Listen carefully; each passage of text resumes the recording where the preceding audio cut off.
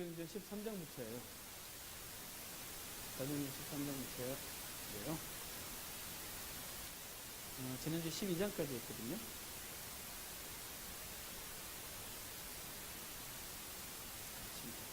얼마 전에 수요일에 이거 했어갖고 헷갈렸잖아요.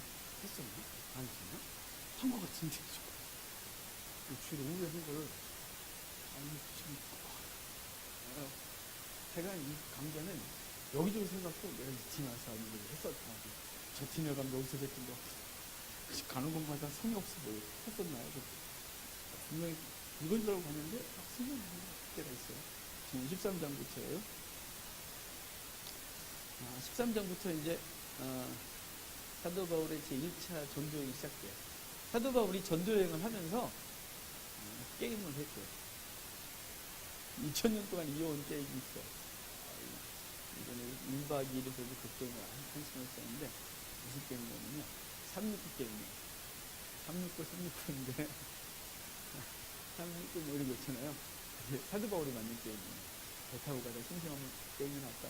신라하고 디모데하고 누가하고 하면서 딱밤 맞기도 하고 뭐 그랬었는데 왜 369냐면요. 1차 전쟁 13장, 2차 전쟁 16장, 3차 전쟁이 19장이 시작해요. 그리고 예루살렘의 21장에 입성해요. 예수님이 마태복음 21장에 입성했던 것처럼 사도 바울도 3차 전쟁을 마치고 21장에 예루살렘에 들어가요. 그러니까 13장이 1차, 16장이 2차, 19장이 3차, 21장이 입상 이렇게 그래서 369 이렇게 기억하자고요. 사도 바울이 그러면서 이제 선교를 하면서 사도 바울의 서신서를 써요. 서신서를 쓰는데 아주 많이 쓰거든요. 많이 써. 자, 1차 전쟁 때 1권, 2차 전쟁 때 2권, 3차 때 3권, 4차 때 4권, 5차 때 3권. 이렇게 보시죠. 그러니까 1차 1권, 2차 2권, 3차 3권, 4차 4권, 5차 3권. 이렇게 되어요. 사실은 4차 때 5권 썼는데 한 권은 사라져서 없어요. 자, 그러면 1차 그냥 정리 다 하고 그거 같고요. 1차 때 쓴 게 뭐냐면 갈라디아서예요.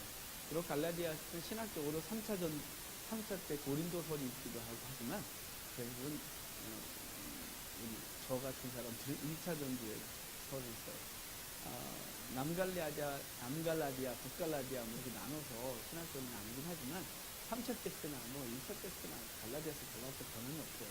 그 중요한 건 언제 썼느냐를 신학적으로 달랐긴 하지만 일단 저하고 공부하니까 1차 때 쓴 걸 합니다. 갈라디아서 1차. 2차 때는 사도 바울이 데살로니가 전서를 써요. 고린도에서 데살로니가 전서 후서를 2차 때 쓰고 3차 전도에는 고린도 전후서, 로마서 써요. 고린도 전서는 에베소에서 고린도 후서와 로마서는 고린도 지역에 갱그레항에서 쓰게 돼요. 그쪽 근처에서. 그 다음에 4차는 옥중서신을 합니다. 그러니까 사도 바울이 로마 감옥에 갇혀 있을 때 4권을 써요. 우리가 그 4권은 옥중서신이라고 하죠. 에빌 볼모, 그래서 에베소서, 골로새서, 빌립보서, 빌레몬서 그러는데요. 한 권 더 있어도 원래 더 있다 그랬죠? 그 라오디게아서예요. 라오디게아서가 있었는데 사라졌어요. 우리 손에는 없어요. 그래서 4권 써요. 일단은 성경에 있는 대로 하면 4권 있고. 그래서 사도 바울이 로마에서 나온 다음에 3권을 더 써요. 그게 목회서신. 그래서 디모데전서, 디모데후서, 디도서. 그중에 제일 마지막에 쓴 게 디모데후서죠. 사도 바울의 유언 같은 이야기가 디모데후서예요. 그러니까 1차 때 1권, 2차 때 2권, 3차 때 3권, 4차 때 4권, 5차 때 3권 이렇게 된다는 걸 기억해 놓으시고 일단 1차 전도행부터 좀 갈 거예요. 이제 지도를 보면서 갈 텐데 사도 바울의 1차 전도행이 이렇게 시작돼요. 안디옥에서부터. 안디옥에서 이제 출발하게 되는데요. 이제 사람들이 선교를 위해서 바울과 바나바를 따로 구별하여 세우고 이제 파송을 해요. 그럴 때 바나바가 누구를 데려오냐면 조카 마가를 데리고 와요. 성경에는 요한이라고 되어 있어요. 그러니까 또 요한이니까 요한인가 보다 이러면 안 돼요. 마가의 또 다른 마가 요한 이렇게 불러졌거든요. 그래서 마가라는 요한이라는 이름이 있어요.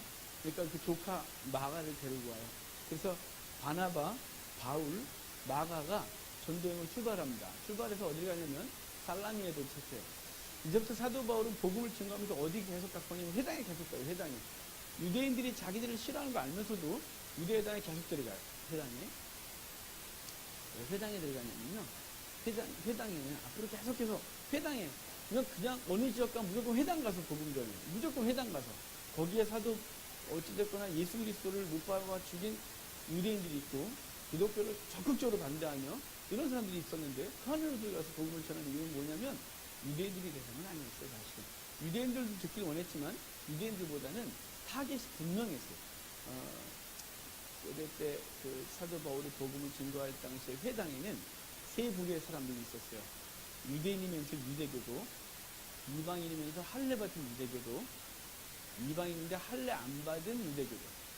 그런데 이 둘 중에 이 세 부류 중에 유대인이면서 유대교도, 할례 받은 이방인 유대교도는 한 그룹 취급했어요. 그래서 그들은 이 공동체에서 예배를 드렸어요. 회당 안에 중심에 들어가서. 그런데 이방인인데 할례를 받지 않은 유대교도는 요 공동체 안에 못 들어오고 저기 국회에 가면 국회의원들이 그 뒤에 청중석이 있잖아요. 이렇게 거기에 이렇게 있어요. 거기에. 그러니까 회당에서 예배를 드릴 때마다 그들은 항상 소외되는 거죠. 중심에 못 들어오는 거예요. 자기도 하나님을 경외하는데 하나님을 예배하고 하나님을 섬기는데 할례 받지 않았다는 그 이유 때문에 공동체는 못 들어오는 거예요. 그러면 사도 바울은 거기 가서 이제 나중에 성경을 이렇게 자세히 보면 타겟이 분명한데 그 사람들 하나님을 경외하는 자들 이렇게 표현하는데요. 하나님을 경외하는 자들이 타겟인 거예요. 그래서 사도 바울은 가면서 율법과 은혜, 할례를 율법의 대표로 삼고 그리고 하나님의 은혜는 할례를 필요로 하지 않다는 분명한 메시지를 증거해서 비록 원래 이 중심에 있던 사람들한테는 분노를 사지만 저쪽에 있는 사람들에게는 환영을 받죠. 당연히 그들은 할례 때문에 항상 무시를 당했으니까요. 회당 예배 드릴 때마다 할례 받아야 돼요. 맨날 이 소리를 들었으니까 뿐만 아니라 유대인들까지도 그리고 할례 받은 이방인 유대교도들까지도 사도 바울의 메시지에 반응을 하고 이제 사도 바울이 가르치는 그리스도를 따르게 되어져. 그래서 사도 바울은 이제 가는 곳마다 이방인 지역의 회당을 먼저 들어가서 회당에서 일단 구약의 말씀을 알고 있는 그들에게 그 위에다 그리스도를 딱 얹어버려요. 그래서 이제 유대인들과 이방인들이 죽게 돌아오는 역사들이 벌어지는데 그 타겟이 바로 그 바깥에 하나님을 경외하는 자들 그들이 주 타겟이었어요. 하여간 살라미에 가서 복음을 증거하고 그곳에서도 이방인들이 예수 그리스도를 믿게 되면서 거기 이제 1차로 그 살라미에서 복음을 증거하고 살라미에서 파포스를 가요. 구브로 섬에. 성경에 구브로 되어 있는데 우리 세계 지리에선 구브로 이렇게 하면 아무도 몰라요. 우리만 구브로라고 알아요. 키프로스. 그럼 다 알아요. 키프로스 지금 터키랑하고 그리스랑하고 이렇게 나눠져서 싸우는 지역이지만 저 되게 골치 아프대요. 작년에 우리 여기 들어가려고 했는데 여행사에서 죽어도 못 들어가겠대. 들어갔다 뒷감당 못한대요. 책임 못 지겠대요. 작년에. 여긴 여행비 받고 안 온대요. 여행사한테 이렇게 미리 이제 가기 전에 버스도 예약하고 다 현지 여행사하고 이렇게 계약을 하거든요. 그럼 가면 걔네가 안 나타난대. 그러니까 자기들이 책임을 못 지서 죽어도 못하겠대. 내가 가자고 고집을 부렸는데 괜찮다. 그랬는데 목사님 갔더니 그 사람들 끌고 가서 목사님 20여 명이 넘는 사람 끌고 가서 거기서 그 짓을 당하면 어떻게 할 거냐고. 그래서 포기해. 알았다. 포기하자. 그래서 키프로스 못 들어갔어 결국. 키프로스 그렇게 가보고 싶었는데 하여간 살라미에서 복음을 증거하고 쭉 기선도를 따라 쭉 가다 보면 이제 여기 파포스 항구가 나와요. 성경에 바보 그랬어요. 바보 같은 항구죠. 바보에 가는데 이 바보 항구에 가서 바보에 가서 또 이제 복음을 증거하는데 그때 이제 누가 옆에 이렇게 있냐면 총독에게 복음을 증거. 여기선 회당이 안 가고 총독에게 복음을 증거하려고 딱 그러는데 그때 유대인 마술사 바예수라네 엘루마라고 하는데 이 바예수가 와갖고 예수 전하는 걸 자꾸 방해하는 거예요. 그러니까 사도 바울이 자꾸 총독이 예수님을 얘기를 해야 되는데 유대인이잖아요. 유대인 마술사니까 자꾸 방해하는 거예요. 사도 바울이 눈 멀어 그랬더니 얘가 눈을 탁 멀어요.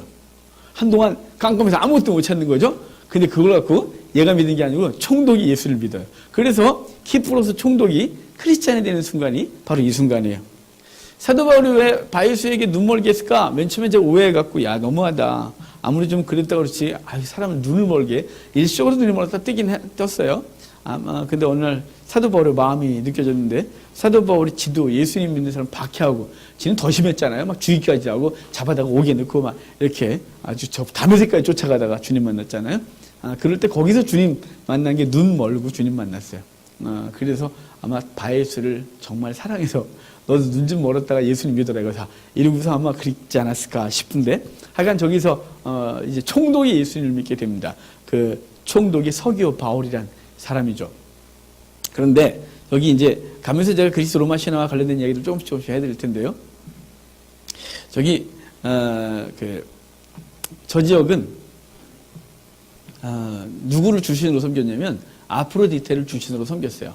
아프로디테가 자기 아버지의 성기가 바다에 툭 떨어졌는데 그 바다에 떨어진 성기에서 거품이 부글부글 끓어오르니 거기서 한 이쁜 여자가 탁 나와요. 심청이가 팍 빠졌다가 쫙 올라가고 연꽃에서 그런 거 있잖아요. 거기서도 막 부글부글이 한 여자가 탁 아름다운 여자가 탁 튀어나와요. 그 여자가 아프로디테. 앞뒤도 예쁘고 뒤뒤도 예쁘다. 아프로디테인데 그 여신이 로마로 가면 비너스 되죠. 근데 그 여신이 바다에서 떠올라서 그 여신은 비너스고 뭐 아프로디테고 다 동일해요. 그 그리스 로마 신화의 그림을 보면 하나도 안 걸치셨는데 머리카락으로 가릴 건 다 가리셨어요. 19금이니까 다 가리셨어요. 근데 꼭 가리비 위에 이렇게 서 있어요. 가리비 위에. 공동된 그림이. 바다에서 떠올랐다는 거죠. 근데 그 여신이 처음으로 땅에 발을 디딘 장소가 바보예요. 바보. 바보 같은 여신이 바보의 발을 디뎠죠. 그래서 키프로스는 자기네 지역 신으로 바로 아프로디테를 섬겼어요. 아프로디테를 섬기다 보니까 아프로디테가 미의 여신이거든요. 미를 추구하다 보니까 뭐 하냐면 음란해졌어요. 그래서 그 동네 사람들을 음란하다 그래서 키프로스 여자들을 음란한 것의 대표였어요. 그래서 명사가 하나 생겨요. 키프리안이라는 명사가 생기는데 키프리안은 뭐냐면 음란한 여자란 뜻이에요. 키프로스 여자 그러면 음란하다 이 말이죠. 그 동네 아예 맨 처음부터 음란했으니까 키프리안 그리면 음란한 여자 이런 뜻이에요. 저기에 또 누가 살았냐면 나사로가 살다 죽어요. 거지 나사로 아니에요. 거지 나사로는 부잣집 앞에 있다 죽고 천국 갔고 그 문둥병 나사로 예수님이 살았던 나사로가 원래 예루살렘에서 옆에 떨어진 베다니에 살았잖아요. 예루살렘에서 베다니까지 3km밖에 안 돼요. 감람산을 딱 넘어가면 그 다음 동네가 감람산에 붙어있는 동네가 벳바게고 거기서 좀만 1km만 더 가면 베단이라는 동네가 있는데 거기서 죽었다 살아난 나사로인데 나사로가 거기서 못 살아요. 유대인들이 죽이려고 그랬어요. 왜냐면 나사로는 걸어다니는 복음이었어요. 그래서 왜냐면 나사로를 딱 만나는 순간 이 사람 알아요? 누군데요?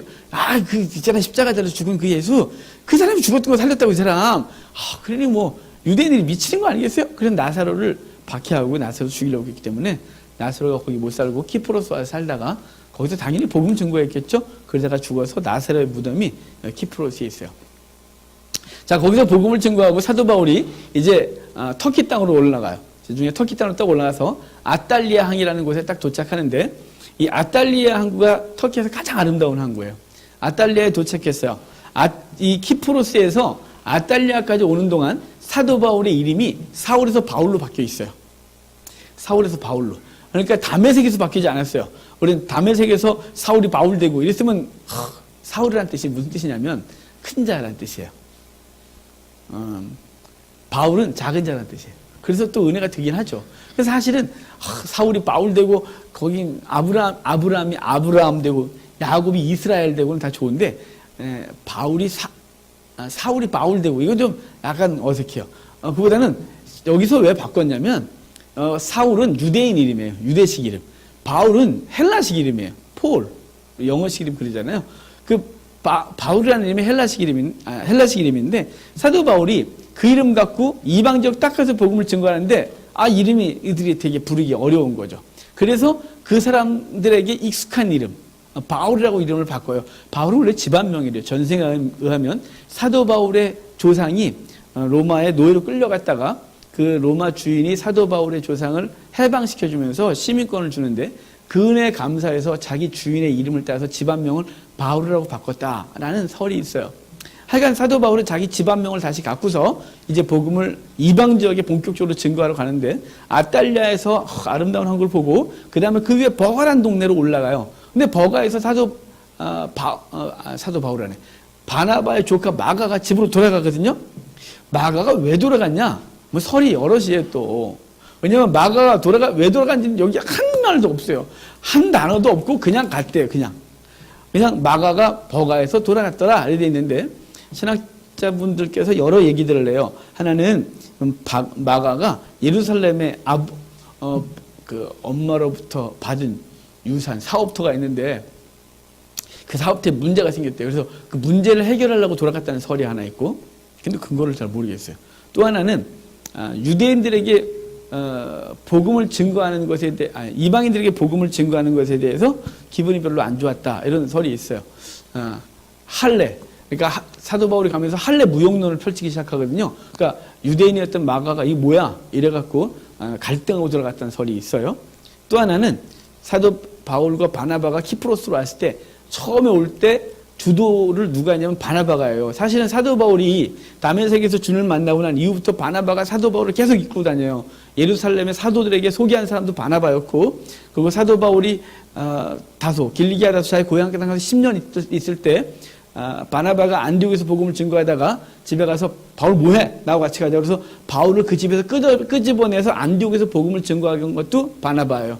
그리고 지금 이 선교 여행을 가는 것도 자기 고향 땅 먼저 가요. 바나바의 고향이거든요. 키프로스가. 그러니까 뭐든지 주도를 바나바가 했는데 그런 과정 속에서 바나바가 이게 뒤로 밀리는 거죠.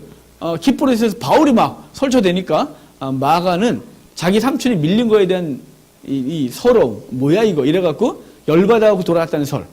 이런 설이 있어요. 근데 마지막 한 설이 있어요. 많은 사람들이 이 마지막 설을 따르는데 마가 앞에 딱 펼쳐진 산맥이 하나 있었어요. 그 산맥이 타우루스 산맥이라는 산맥이에요. 그럼 여기 보면 이건 구름이에요. 이거는 구름이고 여기 산에 눈 덮여 있죠. 산 꼭대기에 눈 덮여 있는 거예요. 제가 저걸 5월 말에 찍었어요. 저희 가서 5월 말인데 산에 이렇게 눈이 덮여 있어요. 저 타우루스 산맥이 해발 3,000m 정도 넘는데, 그러니까 한여름에만 눈이 덮고 그 외에는 항상 눈이 덮여 있는 산맥이에요. 그러니까 이 해안 도시에서 저걸 보면 얼마나 높겠어요? 3,000m 올라가 봤어요? 죽어요. 몇 년 전에 우리 남전도에서 가자 그래갖고 설악산 선녀봉 거기 선녀 맞죠? 거기 인제에서 올라가서 갔다가 죽는 줄 알았어요. 우리 친구 목사가 나보고 대청봉 올라가재요. 그래서 대청봉? 저는 잘 모르니까 대청봉? 그랬더니 아침에 버스 타고 가서 왔다가 저녁 막차 타고 오면 되는데 막차가 몇 시인데 6시 정도 막차래요. 그럼 갔다 올 수 있어? 갔다 올 수 있대요. 근데 다른 친구가 타고 오더니 너 가려고 그래. 응. 가자는데 한번 그래서 가려고 그랬더니 너 가면 죽어. 그러는 거예요. 그래서 지금 죽는다는 말에 네 체력 갖고 못 올라가. 그래서 그래? 안 돼? 그래서 안 갔어요. 근데 그 친구 갔어요. 가더니 나중에 전화하는데 이래요. 너 안 오길 잘했다. 죽은 줄 알았다. 그 체력 진짜 좋은 친구인데 진짜 자기도 올라가면서 막 죽을 것 같더래요. 왜냐면 아침에 여기서 서울에서 버스 타가서 거기 도착해서 거기서 올라갔다가 정상 찍고 사진 찍고 딱 내려오는데 막 정말 힘들었대요. 혼자서. 네 왔으면 아마 119 불러야 됐을 거야. 그러더라고요. 아니면 산에서 비박을 하든지. 그러니까 지금 그 기껏해야 중간에서 올라가기 때문에 그거 얼마 되지도 않는데 그것 때문에 죽을 뻔했대요. 여러분 지금 해발 제로에서 타우루스 산맥이 3,000m가 넘는데 올라가려니까 얼마나 끔찍했겠어요. 근데 사실은 거기서 겨울에는 올라가다 눈사태 때문에 많이 죽었고 여름에는 강도 때를 많이 만났어요. 그러니까 마가는 그걸 보고 이랬대요. 그 동네가 버가거든요. 삼촌 버거워 이래갖고 들어갔대요. 그래서 그 동네가 버가예요. 하여간 뭐 그래서 돌아갔다는 설이 있어요. 하여간 이거 너무 오래 했네. 쓸데없는 얘기 같고. 하여간 마가가 돌아가고 바울과 바나바 둘이서 이제 타우루스 산맥을 넘어요. 우리 지리 얘기 공부할 때 메소포타미아 그러면 우리 강과 강 사이라 그랬잖아요. 메소포타미아가 유프라테스 티그리스 강 사이를 메소포타미아라 그러는데 넓게는 메소포타미아는 두 강 위에 쭉 막힌 게 뭐냐면 타우루스 산맥이에요. 그리고 동쪽으로 딱 막고 있는 게 자그로스 산맥이에요. 그래서 타우루스 산맥과 자그로스 산맥을 산맥 안에 있는 이 동네를 다 메소포타미아면 그래요. 그런데 바로 그 타우루스 산맥을 넘어가는 거죠. 넘어가서 사도 바울과 지금 그 바나바가 도착한 곳이 이제 여기에요. 멋있어. 비시디 안디옥이에요. 우리 여기는 시리 안디옥이라 그래요. 여긴 비시디 안디옥. 여기 안디옥이 맞냐? 헬라 제국 때 알렉산더 이후에 저희가 안티오쿠스가 다스리는데요. 그 안티오쿠스 여기 셀루쿠스 왕조의 안티오쿠스 왕들이 있어요. 그 안티오쿠스 왕이 나라를 이렇게 여기저기 도시를 세우면서 자기 이름을 따서 만든 도시들이에요. 그러니까 여기 비시디 안디옥이라는 도시가 굉장히 큰 도시가 있는데 거기 가서 또 어디 갔을까요? 당연히 회당 가야죠. 회당 가서 거기서 또 복음을 증거하면서 할례 무용론 또 증거예요. 율법의 대표가 할례였거든요. 그래서 그것에 대해서 율법이 아니다. 오직 그리스도 은혜로 구원받는 것이다. 라고 쫙 설파하면서 마찬가지로 거기에 할례 받지 않은 유대인들, 이방인들, 유대교도들, 그 다음에 이방인들, 그 다음에 몇몇 유대인들이 사도 바울을 추종하게 되면서 이제 놀라운 부흥이 일어나요. 그 다음 안식일에 사도 바울이 딱 나갔는데 거기 보면 온 도시 사람들이 다 몰렸대요. 이 정도 돼야 되는데요. 온 도시 사람들이 다 몰려와야 되는데 듣겠다고. 언젠가 더 재밌어질까 이 말씀이. 주의 말씀이 막 생명력 있고 막 그래야 되는데. 그러니까 또 보는 사람들이 좀 모니지 또 그러겠다. 그러니까 저기 다 몰려왔대요. 그래서 복음을 딱 줬는데 유대인들이 시기하고 질투를 하는 거죠. 왜냐면 자기들이 그렇게 해서 겨우겨우 회당을 이만큼 세워놨는데 갑자기 여기서 굴러먹던 애가 오더니 못생긴 애가 오더니 다 증거하니까 막 온 도시가 다 밀려오죠. 그래서 사도 바울하고 바나바가 유대인들의 시기를 사고 밀려요. 그래서 쫓겨나서 어디를 가냐면 그 다음 도시 이고니온으로 가요. 이고니온 가서 또 거기서 회당에서 복음을 증거하고 그리고 루스트라 왔는데 루스트라 지역에서 놀라운 일이 벌어지죠. 안진뱅이가 일어나는 거예요. 여러분 안진뱅이가 일어난다는 건 엄청난 사건인 거죠.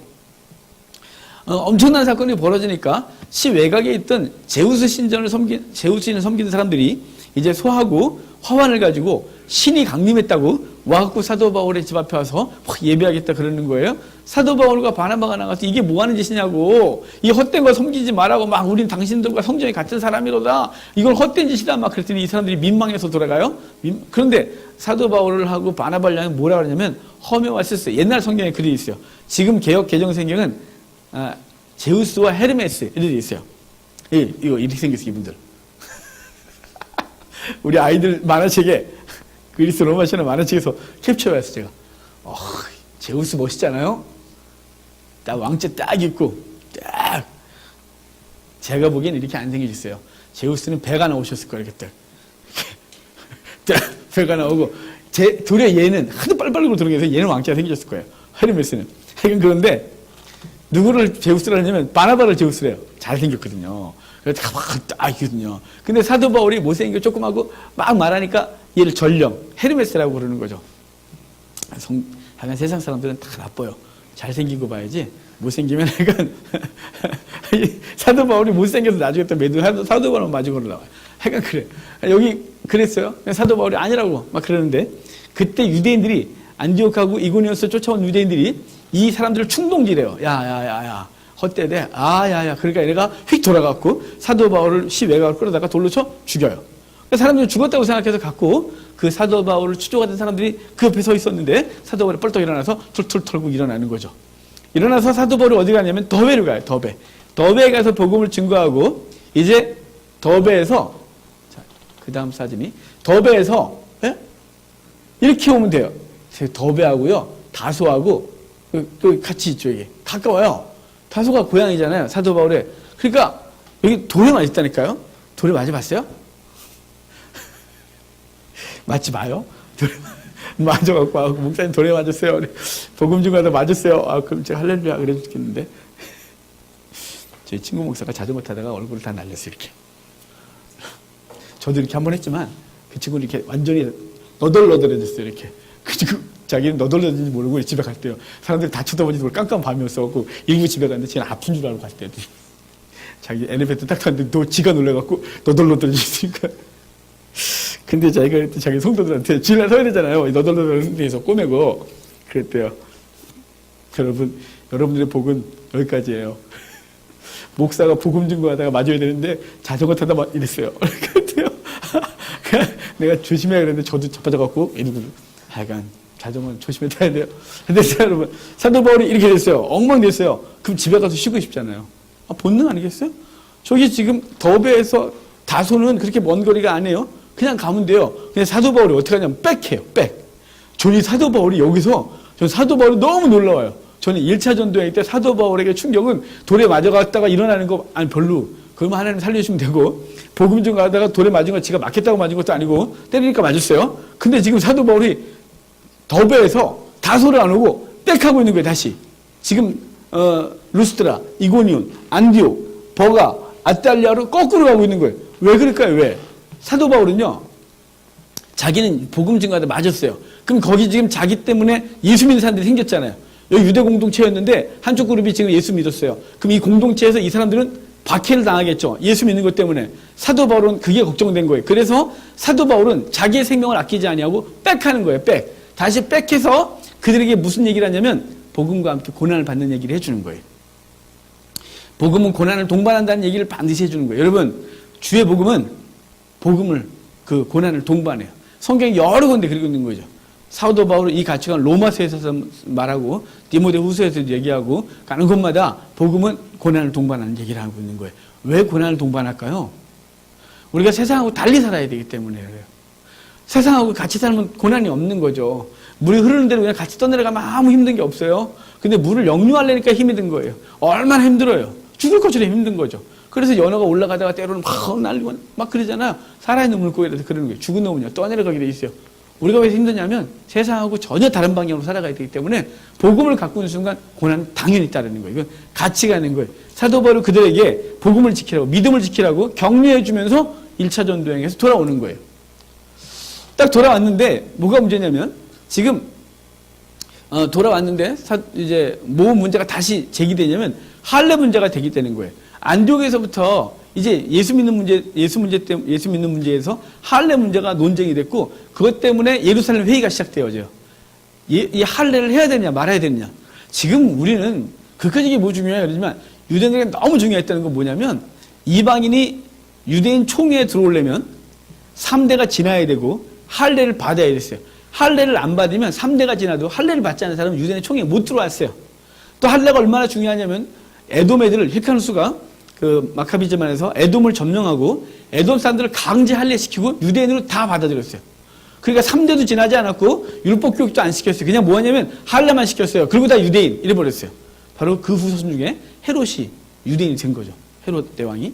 그러니까 할례는 그들에게 그만큼 중요했어요. 할례는 이방인이 유대인이 되는 중요한 과정이었어요. 그러니까 이방인들에게 복음을 증거하면서 이들은 아직 유대교 사상에서 벗어나지 못해서 할례를 받아야 된다고 자꾸 그러는 거예요. 예수님과 함께 할례도. 그래서 이것 때문에 예루살렘 회의가 열려지는데 그 회의에서 누가 중요한 역할을 하냐면 베드로가 중요한 역할을 해요. 베드로가 사도행전 10장에 자기 손으로 이방인 고넬료가 그리스도인이 되는 사건이 벌어졌잖아요. 그래서 할례 안 받았는데 그 그리스도인이 됐단 말이에요. 그래서 그는 자기 손으로 할례 받지 않는 유대인 이방인들이 그리스도인이 되는 걸 보면서 성령의 그 가정이 임하는 걸 보면서 그도 이제 깨졌어요. 그래서 여기 와서 회의 중에 사도 바울이 중요한 역할을 해요. 베드로가. 그래서 그 회의에서 이방인들이 예수님을 믿게 될 때 그때 뭐 하냐? 할례를 필요로 하지 않는다는 얘기를 해주고 있는 거예요. 할례 필요로 하지 않고 그럼 뭐 하냐? 몇 가지 그래도 좀 조건은 주자. 조건은. 그래서 이제 삶에 대한 거 하나, 먹는 거 3개. 먹는 거 3개는 이래요. 목매어 죽인 거 먹지 말고, 피채 먹지 말고, 우상제물 먹지 말고, 이 3개 먹지 말고, 딱 하나 있어요. 행위. 행위가 딱 하나예요. 음행을 금하고. 왜 음행을 금하고 그랬냐면, 음행은 고대 때 다른 문제보다는 도둑질이 우상숭배와 관계되어 있지 않아요. 근데 음행은 모든 우상숭배, 음행은 함께 가는 거였어요. 고대 때. 그 당시엔 다. 음행과 그 우상숭배가 함께 가기 때문에 그 음행이 항상 신전에서 벌어졌거든요. 신전에서. 그러니까, 이 피채 먹지 말고, 목매어 죽인 거 먹지 말고, 우상제물 먹지 말고, 그 다음에 음행하리. 이게 다 우상숭배와 관련되는 거였어요. 그래서 삶에 대해서는, 음행에 대한 문제, 먹는 거 3개라고 딱 정해서 이것만 하지 말도록 하자라고 가르쳐 줬어요. 그게 이제 초대교회 때 예수 믿는 사람들이 지켜야 될 기본 규례가 된 거예요. 기본 규례. 이것이 구원과 관련됐다기보다는 구별된 삶의 문제에 대한 얘기를 이렇게 딱 해서 그것으로 자기의 정체성을 분명히 하는 거예요. 자, 지금 이 시대의 그리스도의 정체성, 그건 뭘까요? 예수 믿는 거. 뭐 당연하죠. 그 세상 사람들과 구별된 뭐가 있어야 되겠죠. 좀 우리 한국 사람들이 별로 안 좋아하는 게 있어요. 서양 교회는 술, 담배 문제가 약간 자유로운데 왜 우리 한국 교회 이러냐 그러는데요. 미국의 청교도들도 안 해요. 경건한 사람들 지금도 안 해요. 근데 이 문제, 세상 사람들이 우리를 보면서 목사가 자네가 누구 만났어요. 옆에 제가 이 동네 이사 왔어요. 아유 사장님 저 여기 새로 이사 온 저 목사예요. 그러면서 자 술 한잔 할까요? 이러면 이제 그다음부터 시험 드는 거죠. 담배 한 대 피시고 저 얘기 좀 할까요? 예, 시험 드는 거예요 이거. 이거 구원의 문제 아니잖아요. 구원의 문제 아닌데 왜 그 시험 들어요? 세상 사람들은 그거 갖고 저가 그리스도인지 아닌지 아는 거예요. 주일날 그리스도인들이 직장생활, 교회, 회사 나갔다고 해서 지옥 가요? 그런 소리 하지 마요. 주일날 교회 안 나와서 지옥 안 가요? 그렇다고 또 봐라 저놈 이상한 소리 하다 또 이걸 봐. 또 걱정된다. 그런 소리 아니고 그게 구원의 문제가 아니에요. 그건 구별이에요. 나를 구별한 거예요. 나는 스스로 구별한 거지 율법이 아니에요. 사람들이 나는 그리스도인다 라고 해서 스스로를 딱 규정 짓는 거예요. 물질에 대해서 구별하고 나를 구별하고 삶의 규례들을 정해서 우리는 그리스도인들이 이렇게 삽니다 라고 해놓은 거예요. 그것이 구원의 문제는 아닌 거죠. 지금 초대교회도 똑같아요. 피채 먹지 말고 목매어 죽이고 먹지 말고 그 다음에 우상징을 먹지 말고 음행을 금하는 것. 이게 구원의 문제라기보다는 그 그리스도인의 정체성에 대한 문제를 다 결정해 놓은 거예요. 이렇게 이게 그리스도인의 삶이다 라고 기본 것만 정해놓은 게 15장 얘기예요. 16장 15장 후반부터 이제 2차 전도행이 시작되는데 그냥 16장부터 한다고 합시다. 이제 2차 전도행 땐 사도 바울과 바나바가 2차 전도의 목적이 뭐냐면 목적이 있어요. 목적. 2차 전도의 목적은 뭐냐면 그 갈라디아 지역에서 이상한 소리가 들렸거든요. 이 사도 바울이 떠난 이후에 당연히 무슨 논쟁이 벌어졌겠어요. 거기서 사도 바울이 거기 설교한 게 뭐예요? 할례 무용론 설교하고 왔단 말이에요. 그래서 그 사람들이 그리스도인 됐어요. 그러면 사도 바울이 떠난 이후에 그들을 또 유대인들이 적극적으로 얘기했겠죠. 변명하고 아니라고 하고 성경 펴놓고 봐라. 들어올 때 할례 행하는 거잖아. 이렇게 하면서 그 갈라디아 지역 사람들이 박해도 받고 그런 신학적인 갈등이 생기는 거죠. 그래서 사도 바울이 그 얘기를 듣고 갈라디아서를 쓴 다음에 갈라디아 지역을 직접 다시 가자라고 하는 거예요. 그래서 사도 바울의 2차 전도의 목적은 1차 전도행 때 갔던 지역을 돌아보면서 그 성도들의 믿음을 다시 굳게 하고 돌아오자. 이게 사도 바울과 바나바가 목적한 바예요. 그런데 가려고 그러는데 바나바가 마가 얘기를 꺼내요. 마가도 같이 가자고. 그랬더니 바울이 싫대요. 근데 그놈하고는 다시는 안 간대요. 그래가지고 여기 보면 바나바하고 바울하고 크게 다투었다 그래요. 그러니까 사도들도 한번 대판 싸우면 잘 안 되죠 이분들이. 그리고 둘이 다투어서 갈라서요. 나중에 이제 마가 우리가 잘 알듯이 마가복음 할 때 공부했듯이 마가는 사도 바울이 내 동역자다라고 말할 정도로 관계가 좋아져요. 하지만 2차 전도에 출발할 땐 마가를 안 데려가요. 그랬더니 바나바가 니하고 같이 안 가. 그래가지고 바나바가 자기 조카 마가를 데리고 키프로스로 가고 바울은 내가 니하고 배도 같지 않다. 키프로스는 안 가. 다시는 그 땅 안 밟아. 이래갖고 사도 바울은 육로로 가요. 육로로. 그래서 누구랑 가냐면 신라를 선택해서 이제 신라와 함께 사도 바울이 이제 2차 전도행을 출발하는 거예요. 근데 갈라디아 지역 그랬잖아요. 자 여기 빨간 선들이 있는 게 지역 구분이에요. 여기는 시리아. 여기 시리아 그래서 시리아의 중심 도시가 시리아 안디옥이에요. 그러니까 최초의 선교 본부가 시작된 곳이 시리아 안디옥이고 여기 길리기아 지역 있죠 붙어 있는데 요 길리기아의 중심 도시는 다소예요. 타르소스. 그래서 사도 바울의 고향이 되죠. 그리고 여기 밤빌리아 여기 버가 아탈리아 있어요. 그 다음에 여기 붙어 있는 게 갑바도기아 있고 그 옆에 갈라디아 있죠. 갈라디아 지역이 이렇게 S자로 되어 있는데 무지 길죠. 그래서 이걸 툭 잘라서 북갈라디아, 남갈라디아 이렇게 나누기도 하지만 왜 지금 우리가 갈라디아에서 그러냐면 사도 바울이 1차 전도행 갔던 장소가 다 갈라디아 지역이에요. 그래서 안디옥, 이고니온, 루스라, 더베가 다 갈라디아 지역이거든요. 그래서 갈라디아서는 갈라디아 교회가 따로 한 교회가 있는 게 아니라 갈라디아 지역에 있는 교회들에게 편지한다 그래서 이 편지는 회람문을 하는 거예요. 이 교회 읽고 너네 읽어봐 이렇게 돌려있는 성경이 갈라디아서란 말이에요. 그래서 갈라디아서 쓰고 갈라디아 지역을 다시 가는 거예요. 사도 바울이 육로를 따라가요. 이제는.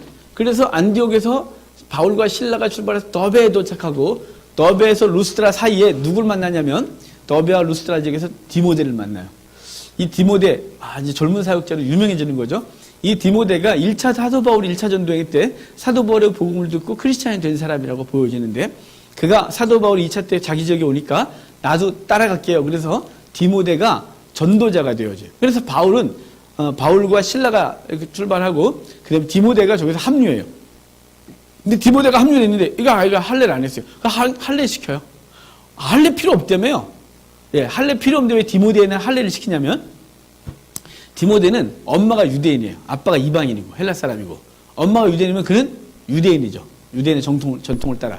근데 사도 바울과 이제 디모데가 다니면 이 다니는 곳마다 이방인에게도 복음을 증거해야 되고 유대인에게도 복음을 증거하는데, 얘가 얘기를 하다 보면 엄마가 어떻게 돼요? 우리 엄마가 유대인인데요. 근데 할례 안 했어? 그러면 얘 이상한 놈이네 이거. 이렇게 되니까 유대인들의 거부감을 사지 않으려고 할례를 행해요. 후에 디도라고 사도 바울에게 다시 붙는데, 디도에는 완전 헬라인이에요. 아빠도 엄마도 다 헬라 사람. 그래서 디도에게는 할례를 요구하지 않아요. 왜냐하면 철저히 이방인인데 무슨 할례를 하냐고 이거죠. 유대인이었던 이 디모데는 할례를 행하게 하고, 그래서 이제 사도 바울과 함께 이제 지역에 출발하죠. 사도 바울과 실라, 디모데가 쭉 가서 여기 BCD의 안디옥에 가서 어디로 가려고 했냐면 에베소로 가려고 했어요. 소아시아 에베소 쪽으로 가려고 했었는데 하나님이 가지마 이러는 바람에 알았어요. 그래갖고 사도 바울이 가지 말라면 사도 바울 언제든지 오케이. 그래서 딱 올라가서 드로아로 갔다가 저 흑해 쪽으로 가갖고 이렇게 내려오려고 그랬어요. 목적이. 그래서 이제 일로 못 가니까 드로아로 갔어요. 드로아로 갔는데, 자, 드로아 지역 우리 잘 알죠. 우리 성경에 드로아인데 트로이예요. 우리 성경 개역 개정 번역할 때 지명, 사람 이름 이걸 좀 세상 사람들이 부르는 대로 했으면 얼마나 좋았을까 싶어요. 애굽 몰라요, 사람들이. 이 집사님 혹시 애굽 알았어요? 예수 믿기 전에? 몰랐죠. 우리 이 집사님이 바보가 아닌데 애굽을 몰랐단 말이에요. 우리는 애굽을 몰라? 이러는데, 안 믿는 사람은 애굽 몰라요. 애굽은 다른 나라라고 생각하는 거예요. 이집트인데, 블레셋. 우리 팔레스타인하고 이름 부르고 있잖아요. 또 뭐 있어요? 페르시아. 성경에 바사래. 바사하고 페르시아하고 어떻게 같아요? 메데. 메데하고 메디하고 또 같아요? 메디아예요. 바데. 파르티아란 나라예요. 그러니까, 나라명 다 달라요.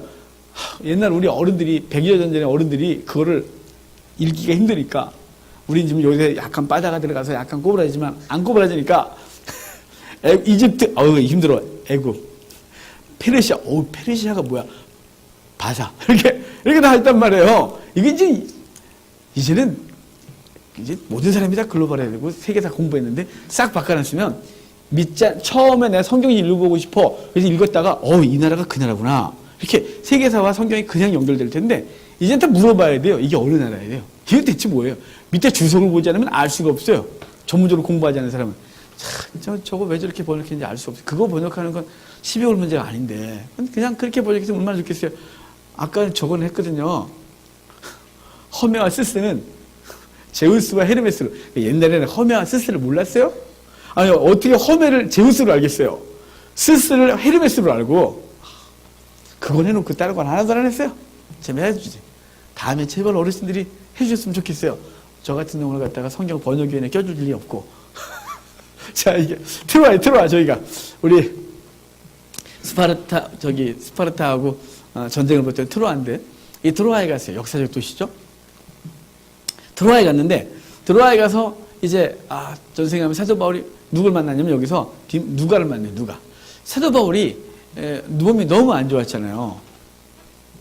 그러니까 사도 바울의 별명이 걸어다니는 종합병원이에요. 워킹 호스피털 그래갖고 온갖 병이 다 있었대요. 대표적 질병이 안질 그리고 간질 이 두 개 갖고 싸워요. 치질 질자가 세 개밖에 제가 알 수 있는 게 없어요. 무정을 무질 이름을 좋겠어요. 다 있을 텐데 내가 하여간 온갖 병을 갖고 있었어요. 사도 바울이 워낙 약했어요. 그러니까 사도 바울이 그 약한 몸을 갖고 복음을 증거하러 다니면서 얼마나 힘들었겠어요. 근데 드로아 지역에서 몸이 안 좋아서 병원을 갔대요. 병원을 가갖고 선생님 막 이렇게 눈물 진질 나니까 막 어떻게 됐어요? 왜 그러세요? 그러니까 내가 담에 새겼어요. 막 다 얘기를 했어요. 그랬더니 그 의사 선생님이 김간호사 문 닫아라! 그리고 사도 바울을 곧바로 따라서 선교사가 됐대요. 그 병원 이름이 누가 의원이었어요. 원장님이 누가 선생님이시고 그 누가가 사도 바울을 따라요. 그래서 사도 바울이 바울과 실라가 2차 출발해서 디모데 만나고 디모데와 누가가 합류해서 졸제 4명이 됐죠. 여러분 사실 사도 바울엔 누가가 없었으면 이 복음 증거가 힘들었어요. 왜냐하면 너무 몸이 안 좋았기 때문에요. 몸이 안 좋으신 양반이 아무데나 막 다니면서 아무거나 막 먹고 되겠어요? 몸이 안 좋은 양반은 좋은 곳에 쉬면서 좋은 거 드시고 규칙적으로 생활하시고 이러셔야지. 사도 바울이 아니잖아요. 누가가 옆에서 그걸 다 챙겨요. 죽을 때까지 누가가 옆에 있어요. 하나님은 누가를 사도 바울을 돕는 자로 딱 붙여주신 거죠. 또 누가가 없었으면 우리가 보는 누가복음 없었고요. 사도행전 없었어요. 이 역사가. 이 역사가 있던 누가가 딱 붙어서 사도 바울 옆에서 이 일을 진행하죠.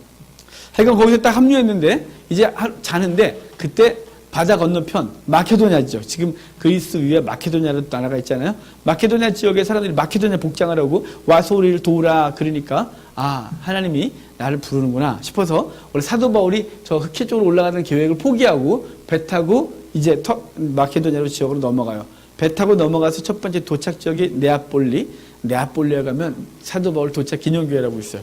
거기 가면 이따 바위 하나 있거든요. 사도 바울이 첫 발을 배에서 내려서 처음 발을 디딘 장소래요. 근데 믿어야 되는지 말아야 되는지 싶은데요. 항구에서 한 40m? 한 50m 떨어졌는데 그때는 바다가 낮았나? 머릿속에 막 이걸 어떻게 점핑을 했지? 하여간 첫 발을 내딘 바위래요. 그래서 거기 가면 사람들이 바로 이렇게 올려놓고 사진 찍어 이렇게 자기가 사도 바울처럼 된 것처럼. 그러니까 네아폴리에 도착하고 네아폴리에서 빌립보로 와요. 빌립보로 와서 빌립보에서 복음을 증거하는데요. 빌립보가 로마의 식민지였거든요. 그래서 복음을 증거하러 왔는데 안식일이 돼요. 첫 번째 안식일. 사도 바울은 안식일 어디 간다고요? 회당 간다고. 그래서 회당에 이제 기도하러 가야 되는데 빌립보에는 회당이 없어요. 빌립보 지역은. 회당이 없어서 어디로 가냐면 물가에 기도하러 가요.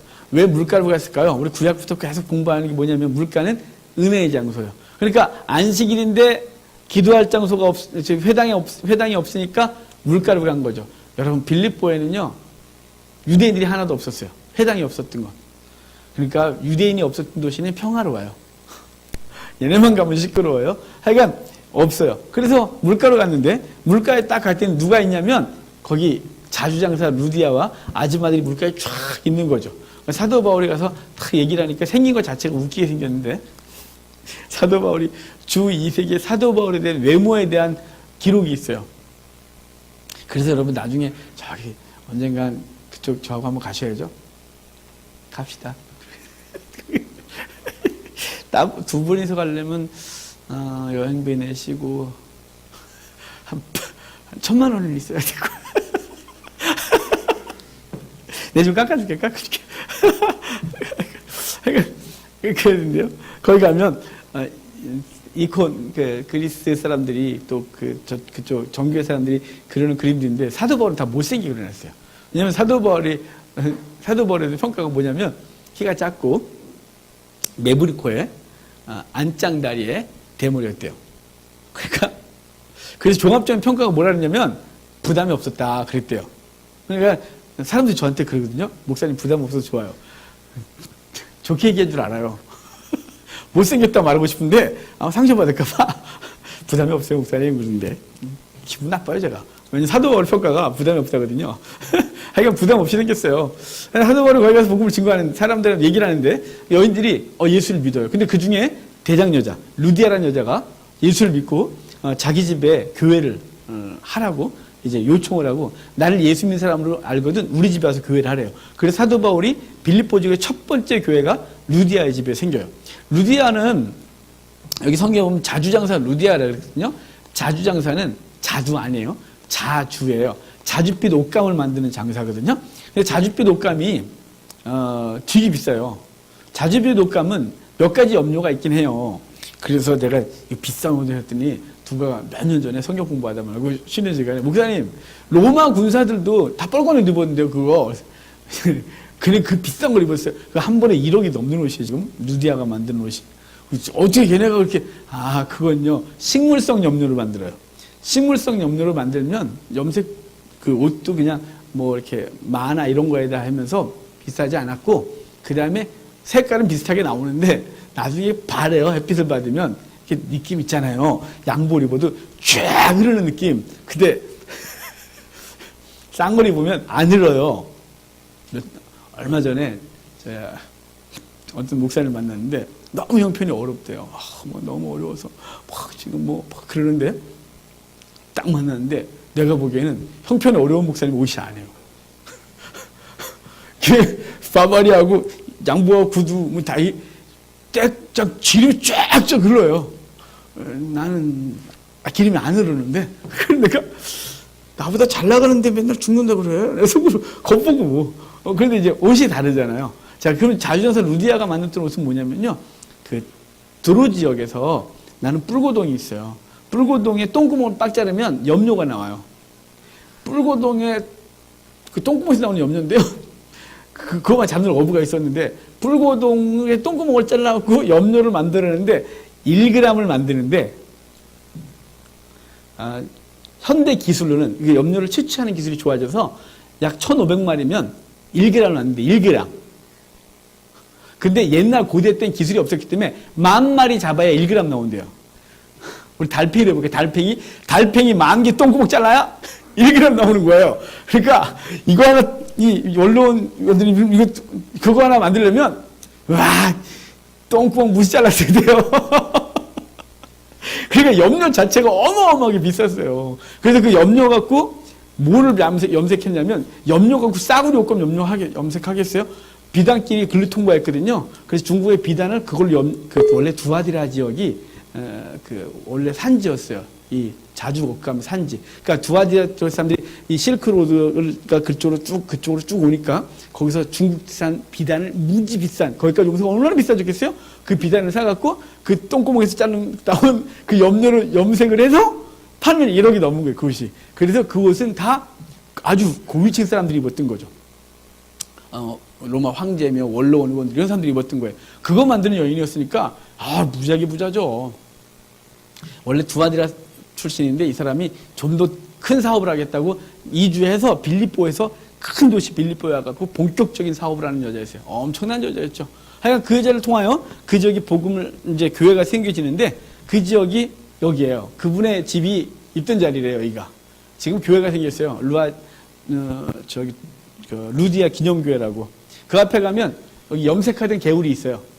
이렇게 염색. 그러니까 저걸 빌립보에서는 강이라고 말하는데요. 저 강 같아요? 강이에요, 이게. 여기서 점핑하면 넘어갈 수 있어요. 이렇게 하면 넘어가요. 자, 여기서 여기래. 근데 강이래. 뭐 자기들이 강이라는데 강인 줄 알아줘야죠. 여기서 염색했던 곳이에요. 아니, 거기서 예수를 믿어, 이제 뭔가 잘 돼가고 있어요.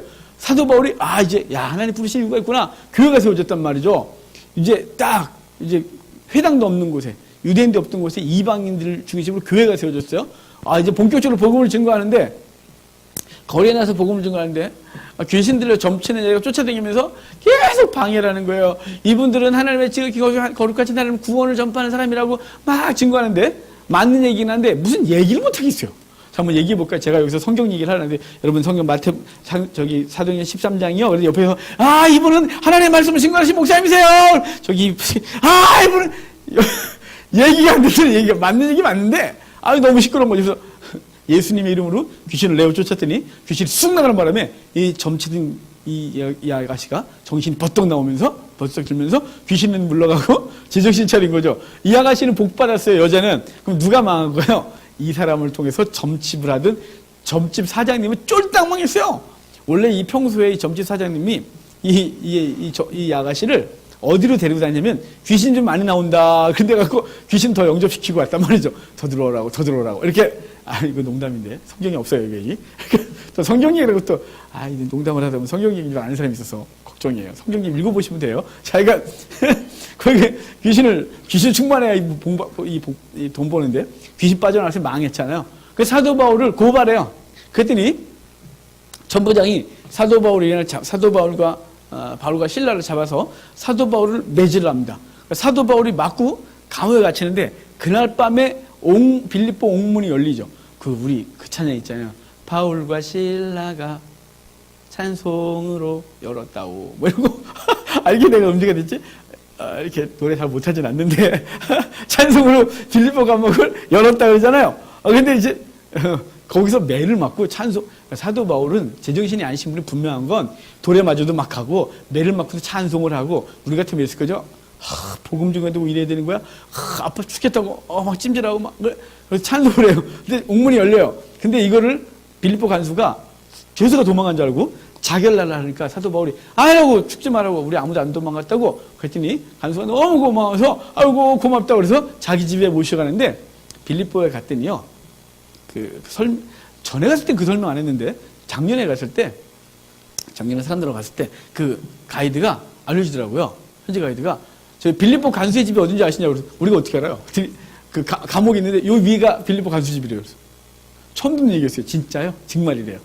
그래서 끌고 올라갈 수 있었지. 만약에 한 1km 있는 집이면 간수가 죽으려고 죄수를 거기까지 데려갔다가 말탄 그 옥지기가 안 되는 거죠. 집에 올라가서 하고 음식 다 주고 이렇게 말해요.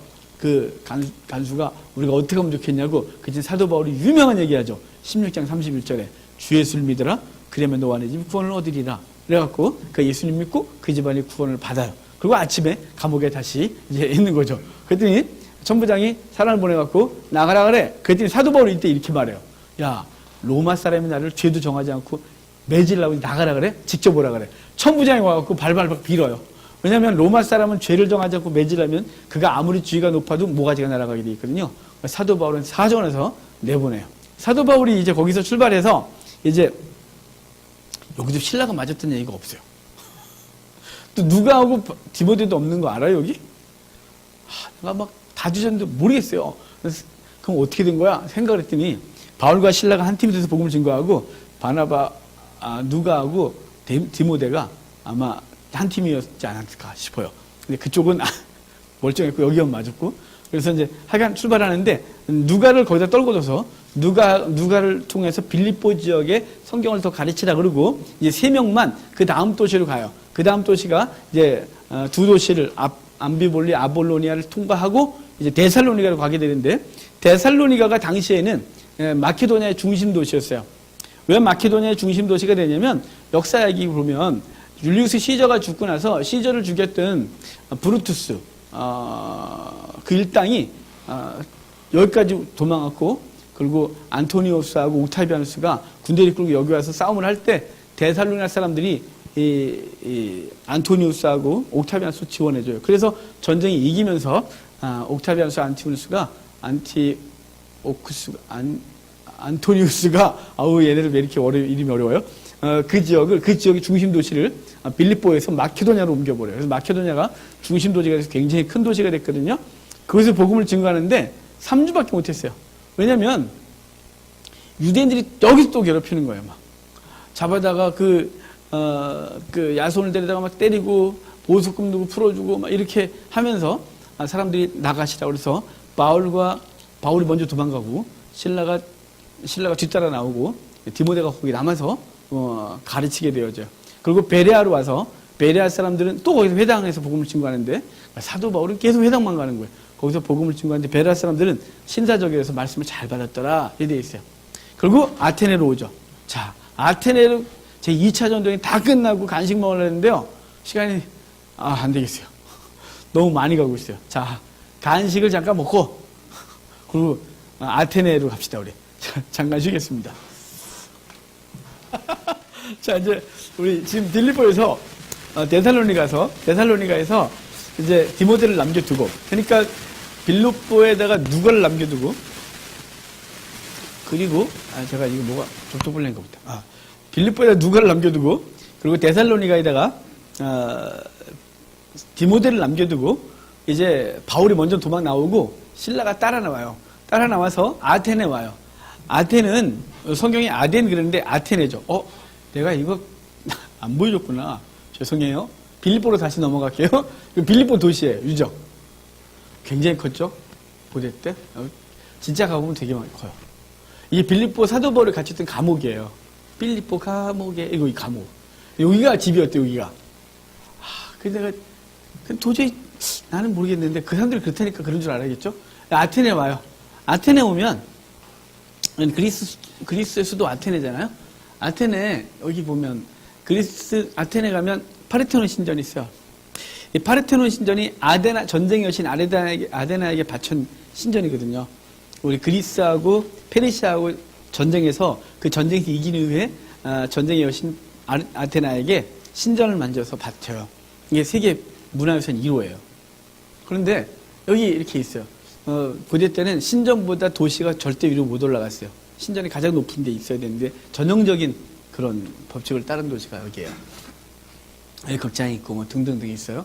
그런데 여기 가서 복음을 증거해야 되겠는데 복음을 거리에서 막 증거를 하니까 사람들이 이거 새로운 신을 전하네. 그래서 사도 바울을 아레오바고를 끌고 가서 여기서 말해봐. 이렇게 말해요. 아레오바고. 이렇게 생겼어요. 저는 아레오바고가 언덕이에요. 언덕. 라틴어로. 아레오 언덕에 데려갔는데 저는 제가 갔던 장소 중에 제일 실망했던 데가 여기예요. 근데 어떤 사람은 되게 멋있대. 우리 집사람은 너무 멋있대요. 그냥 흰 석회산이에요. 석회산. 이거 뭐요?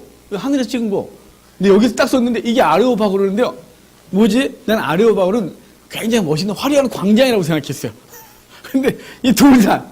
여기 올라간 사람들 여기 쓸데없이 하루 종일 앉아갖고 철학을 논하고 인생을 논하고 할 일 없는 사람들 모여서 이제 그런 장소예요. 사도 바울이 딱 가서 복음을 전하니까 사람들 끌어다가 여기서 말해보라고. 사도 바울이 예수님을 증거해야 되겠는데 사도 바울이 딱 어떤 접촉점을 가져와 그러니까 거기 비석에 알지 못하는 신에게 이렇게 있는 거죠. 원래 여기 다신이니까 파르테논 신전 중에 아데나 여신이 있고 그 주변에 부속 신전이 이렇게 있어요. 여러 신들이. 게다가 신전이 있는 신이 있고 신전도 없는 신은 비석에다가 이름을 새겨놨고 이름도 없는 신들은 괜히 기분 나쁠까봐 저것들이 날 못 기억해. 그래서 화나면 안 되잖아요. 그래서 알지 못하는 신에게라는 비석을 세워놓은 거예요. 이게 소아시아에서도 이 비석이 발견됐어요. 유물로, 유적으로. 그러니까 이 지중해권에선 이런 알지 못하는 신에게라는 이 비석이 이렇게 있었던 거죠. 근데 아테나에서도 이게 있으니까 바울이 여러분 부형들이요. 내가 보니 당신들 범사에 종교성이 많은데 이 알지 못하는 신에게 아냐. 그러니까 얘네가 뭘 알아야죠. 넌 아냐? 안다 이거죠. 뭐야? 그러니까 그리스도다. 이렇게 알려줘요. 그래서 거기서 몇 명이 예수를 믿었다. 이렇게 돼 있거든요. 그리고 아테나에서 출발해서 이제 아테나에서 원래 디모데하고 신라를 불러요. 디모데를 부르는데 그래서 그러고 나서 사도 바울 어디 가냐면 고린도를 가죠. 고린도에 가는데 이 고린도가요. 재미있는 도시야 하여간. 이 고린도는 원래 주전 100년경에 그리스가 로마에 대항하다가 완전히 망해서 그 고린도라는 도시국가가 없어져요. 아예 폐허 상태로 있다가 율리우스 시저가 주전 44년에 죽는데요. 그 직전에 여길 신도시로 개발을 해요. 신도시로 개발을 해서 이제 엄청난 도시를 만드는데 여기 이 남쪽 지역의 중심 도시가 그 당시에 고린도였어요. 그만큼 엄청난 도시였죠. 고린도는 대형 신전이 12개나 있었어요. 대부분 신전이 하나거든요. 대형 신전은 하나고 주신전이 나머지 좌잘구리한 신전이 있었는데 고린도에는 그 대형 신전이 12개예요. 어마어마했어요. 신도시를 만들면서 온갖 민족을 다 끌어들였거든요. 특별히 유대인들 끌어왔어요. 요 로마 사람들이 신도시를 만들 때 반드시 넣는 인종이 유대인이었어요. 유대인을 그 신도시를 만들 때 유대인을 안 집어넣으면 돈이 안 돌았어요. 돈놀이를 잘하는 유대인들이 들어와야 그 도시가 돈이 돌았어요. 그래서 유대인들을 집어넣고 그러니까 여기 온갖 인종이 다 몰렸죠. 그러니까 그들이 섬기는 신들 거기다가 뱃사람들이 저기 엄청났거든요. 저기가 자유민이 25만 노예가 40만 살았어요. 그래서 고린도 코딱지만한 동네에 총 인구수가 정착 인구수가 65만이에요. 그 다음에 왔다 갔다 하는 선원들이며 여행객들이 엄청나서 아마 한 100만 정도가 득실거리지 않았을까 싶어요. 추론하면 65만이 얼마큼 많은 줄 알아요? 느낌이 안 오잖아요. 우리가 65만 명이 서 있는 걸 못 봤어요. 우리나라 군대가 60만이 안 돼요. 지금은 50만 좀 넘어요. 우리나라 전군, 그러니까 전군을 다 모아놓은 것보다 더 많아요. 저 동네에 사는 사람이. 고린도가, 저 조그만 도시가. 근데 저 도시가 또 어땠냐면 우리 속담에도 배가 산으로 간다 그러잖아요. 역사 속에서 배가 산으로 간 게 2배 있어요. 2번. 아주 중요한 사건이. 이슬람이 그 유럽을 점령할 때 최후의 점령당한 도시가 이스탄불이에요. 원래는 거기가 콘스탄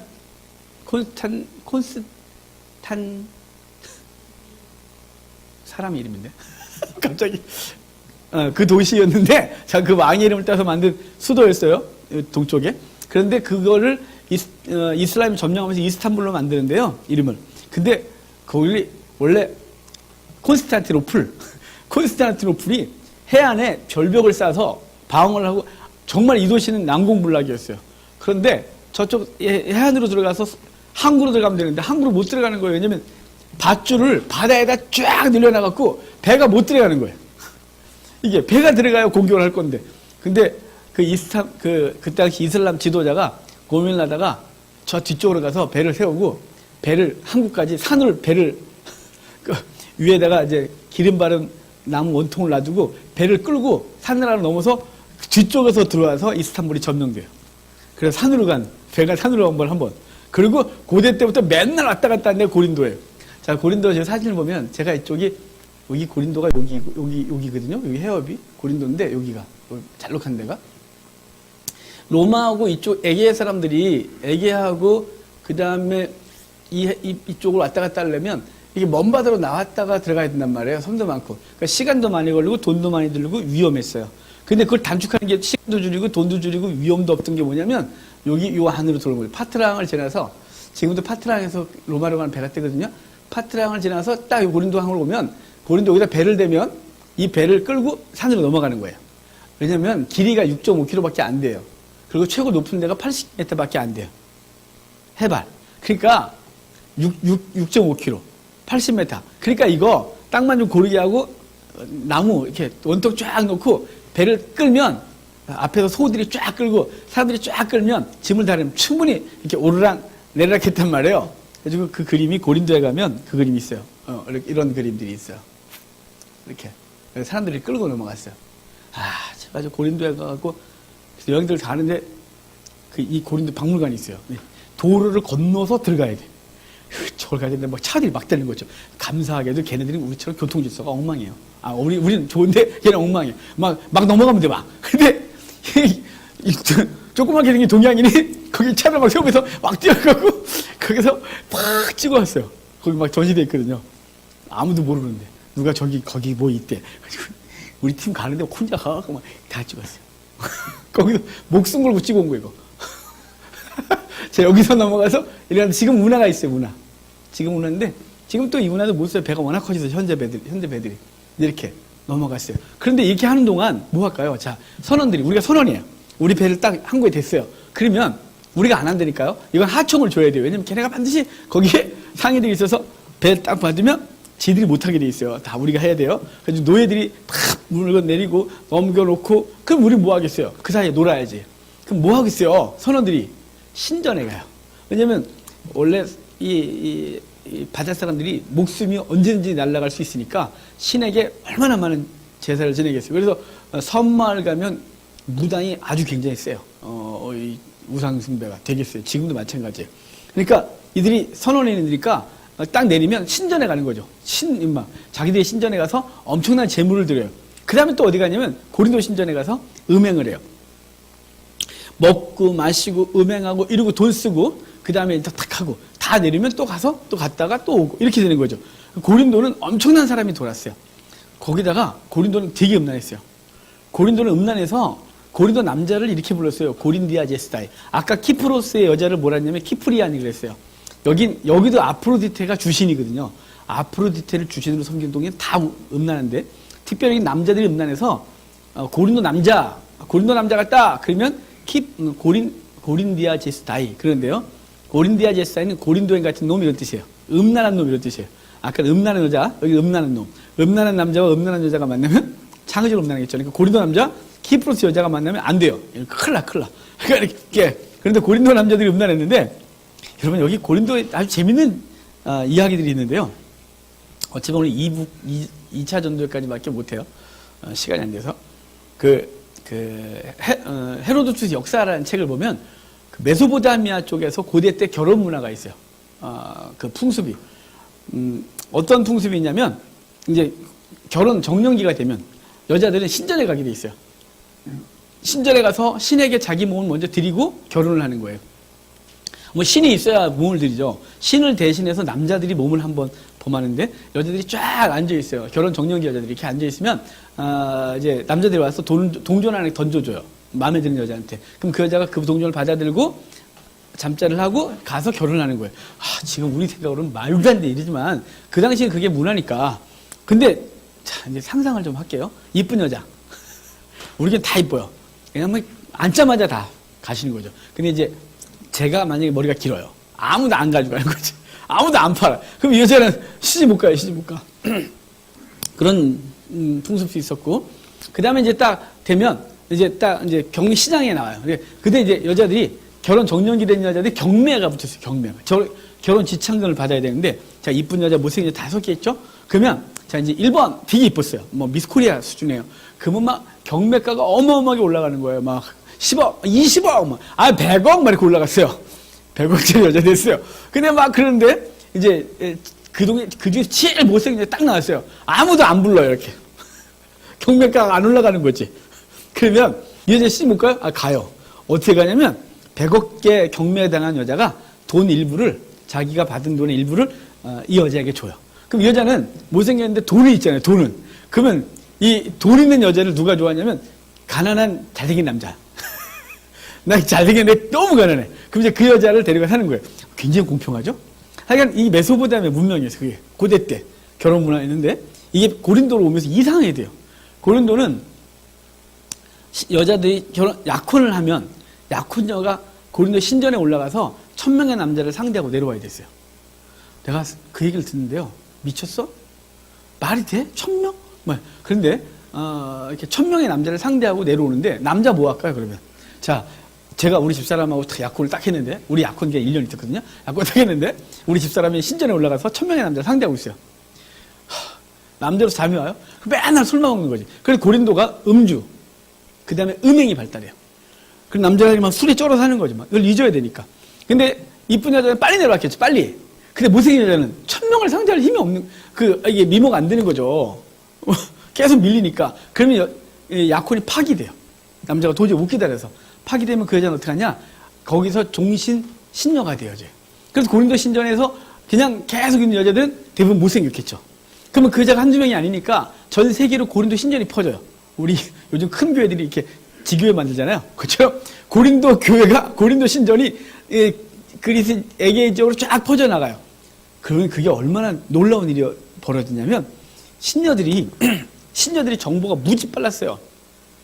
왜냐하면 전 세계에서 온 상인들이 왔다가 신전에 와서 묻는 거예요. 자기들의 얘기도 해주고 새로운 소식을 들으려면 신전에 와서 신녀하고 잠자리도 하지만 술도 먹고 자 좋은 소식이 뭐 있어. 그러면 이런 얘기 해주면 돈 주고 가고 그런단 말이에요. 그러니까 고린도 신녀들은 세계의 정보가 거기 다 모이는 거예요. 그래서 그 사람들이 상인들이나 사람들이 신전에 가서 세계의 정보도 얻고 이랬단 말이죠. 고린도 여자들이 굉장히 똑똑했어요. 그래서 여자들은 집에서 말해. 이게 뭐냐면 당시 남자들이 똑똑하지 않았어요. 여자들이 훨씬 더 많은 정보를 갖고 있어요. 그래서 여자들이 딱 예수 믿으면 맨 처음에 그 당시 문화가 남자 상, 여자 하였는데 예수 딱 믿는 순간 이게 같이 되면서 도리어 여자가 딱 똑똑해지니까 아유 우리 당신 그것도 몰라. 집에 가서 그렇죠. 네 남편을 이렇게 교회에서는 하지 마. 이렇게 말했단 말이죠. 이게 이상해지니까 그냥 여자들이 훨씬 더 많은 정보를 갖고 있었어요. 그러니까 저기 고린도는 음란했죠. 그다음 우상숭배 많죠. 거칠죠. 근데 그곳에 가서 사도 바울이 딱 가니까 사도 바울이 가서 복음을 증거하다 맨 처음에 누굴 만나냐면 로마에서 추방당한 브리스길라와 아굴라 바보를 만나요. 이 사람들은 왜 로마에서 추방을 당했냐면 이 사람 개인이 잘못한 게 아니에요. 로마 황제 당시 클라우디우스가 추방을 시키거든요.